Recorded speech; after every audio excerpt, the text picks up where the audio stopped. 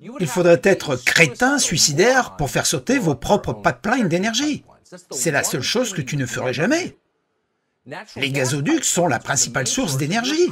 Et votre richesse et surtout votre pouvoir de négociation sur d'autres pays. L'Europe a plus que jamais besoin de votre énergie à l'approche de l'hiver. Si vous ne pouvez pas fournir cette énergie, alors les pays comme l'Allemagne n'ont pas besoin de faire attention à ce qu'ils veulent. Vous êtes au milieu d'une guerre et tout le monde est là. Vous avez besoin de tous les moyens de pression que vous pouvez obtenir.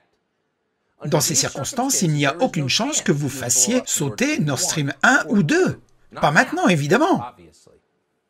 En fait, c'est tellement évident que même si notre célèbre petit secrétaire d'État, Tony Blinken, a semblé reconnaître en sabotant Nord Stream, a-t-il dit, aujourd'hui n'est, je cite, clairement dans l'intérêt de personne. Exact, mais seulement à moitié exact. Il est vrai que faire sauter le Nord Stream n'aide pas Vladimir. Il n'a pas voulu faire ça. Pourquoi le ferait-il? Mais ça ne veut pas dire que les autres pays n'envisageraient pas de le faire. Ils l'envisageraient. Et nous savons qu'ils l'ont envisagé, parce qu'au moins l'un d'entre eux l'a dit en public.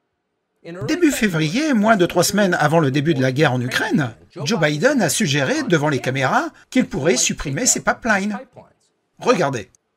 Si la Russie envahit, c'est-à-dire si des troupes ou des chars franchissent les frontières de l'Ukraine, encore une fois, alors il n'y aura pas de Nord Stream 2. Nous y mettrons fin. Mais comment feriez-vous cela? Exactement. Puisque le projet est sous le contrôle de l'Allemagne. Je vous promets qu'on le fera. Remarquez la formule. Cela signifie que le président ne formule pas les choses par accident, mais cela signifie lire des cartes. Il n'a pas dit « je vais interrompre la livraison de gaz de la Russie à l'Allemagne ». Il a dit qu'il n'y aura pas de Nord Stream 2. Nous allons y mettre un terme. Nous allons le faire exploser. Comment allez-vous faire, lui a-t-on demandé. Je vous promets que nous serons capables de le faire. Ils ont bien réfléchi. Et pourtant, ceux qui nous regardent, beaucoup, y compris nous, n'ont pas pris au sérieux Biden quand il l'a dit. C'est le président qui a déclaré que le changement climatique était l'urgence la plus urgente de l'histoire du monde. C'est l'homme qui vous fait la leçon sur l'utilisation d'un poêle à bois ou conduire un SUV à cause de ses émissions. C'est le gars qui a dépensé des milliards pour essayer d'atténuer les flatulences des vaches à cause du méthane. Ce type ferait-il vraiment exploser un pipeline de méthane au milieu de la mer Baltique? C'est difficile à imaginer. Ce serait un acte inimaginable, imprudent, irréfléchi. C'est le genre de choses que vous feriez si vous vouliez déclencher une guerre nucléaire. Ça serait de la folie. Et pourtant, ils y pensaient. Et Biden n'était pas la seule personne à suggérer cette éventualité. Victoria Nuland, du département d'État, a dit à peu près la même chose. Nuland est une pom-pom girl de guerre depuis toujours. Elle a travaillé pour provoquer l'invasion de l'Irak et ne s'est jamais excusée, et a continué. Elle a aidé à organiser le coup d'État qui a renversé le gouvernement ukrainien, il y a quelques années. Clairement, elle est capable de tout.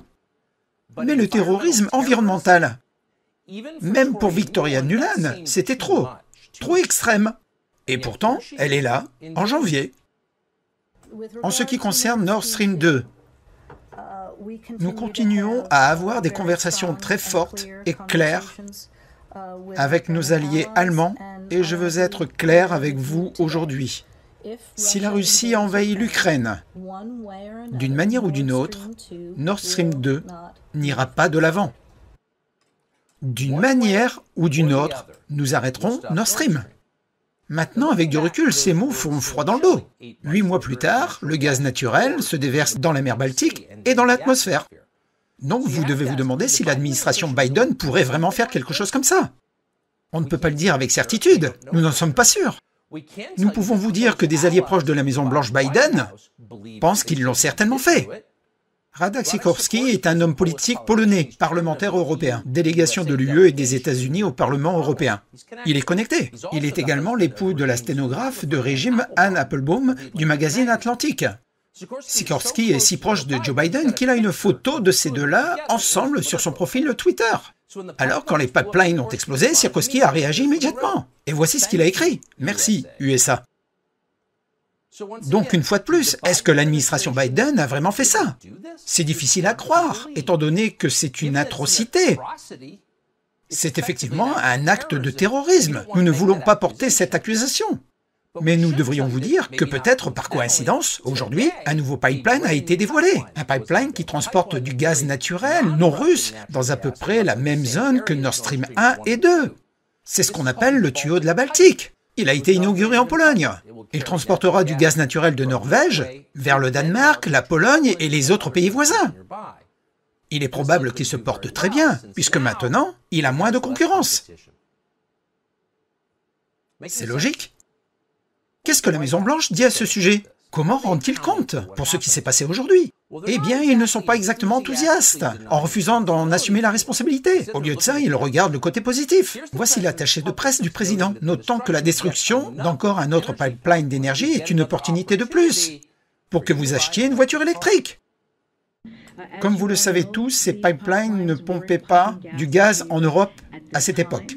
Et comme il n'a jamais été opérationnel, comme vous l'avez dit, et celui-ci n'est pas opérationnel depuis des semaines, parce que Poutine a militarisé l'énergie. Et nous l'avons déjà dit à de nombreuses reprises. Cela montre l'importance de nos efforts pour travailler ensemble afin d'obtenir des approvisionnements en gaz de l'Europe et de soutenir les efforts pour réduire la consommation de gaz et accélérer une véritable indépendance énergétique en passant à l'économie de l'énergie propre. Oh, le passage à l'énergie propre dit que des personnes peuvent très bien être responsables.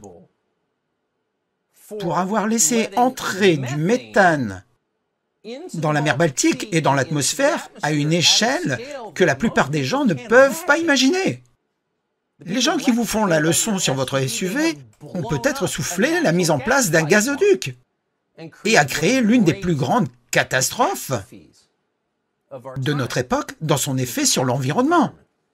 S'ils ont fait ça, ça sera l'une des plus folles, les choses les plus destructrices qu'une administration américaine n'ait jamais fait. Mais ce serait aussi totalement cohérent avec ce qu'ils font. Que font-ils? Ils détruisent des gens. Ils n'ont rien construit, pas une seule chose. Au lieu de ça, ils détruisent et profanent des statues historiques, jusqu'à la Constitution, aux infrastructures énergétiques, et personne au Congrès n'essaie d'arrêter tout ça.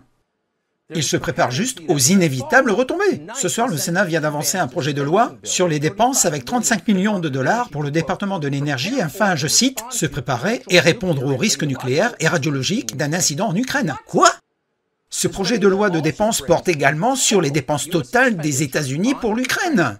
La guerre, mais aussi le financement de son gouvernement et de l'énergie pour l'Ukraine. 67 milliards de dollars à la veille de ce qui pourrait être une perturbation économique massive ici, à notre économie. 67 milliards de dollars, c'est combien? C'est plus que l'ensemble du budget de l'armée russe de l'année dernière. Et on s'attend à ce que le Congrès adopte entièrement le projet de loi plus tard. Cette semaine, les républicains ont acquiescé comme les zombies qu'ils sont. Quel serait l'effet de ceci? Chaque action a une réaction égale et opposée. Faites sauter les pipelines Nord Stream. Ok, nous sommes entrés dans une nouvelle phase, une phase dans laquelle les États-Unis sont directement en guerre avec la plus grande puissance nucléaire du monde. Ça ne veut pas dire qu'on sortira du nucléaire immédiatement, mais ça suggère qu'il pourrait y avoir des conséquences si on fait exploser le pipeline Nord Stream. Pourquoi la Russie ne couperait-elle pas les câbles Internet sous-marins? Que se passerait-il si elle faisait ça? Que se passerait-il si les banques à Londres ne pouvaient pas communiquer avec les banques à New York? Juste ce morceau en laissant de côté les effets potentiels sur notre réseau électrique. Mais disons que les banques ne peuvent pas communiquer entre elles pour une raison. Un jour. Eh bien, l'effet économique que cela serait, nous descendrions en cascade dans votre maison. Nous pourrions avoir un véritable effondrement. Nous pourrions nous retrouver très rapidement dans les conditions du tiers-monde. Ce sont les enjeux.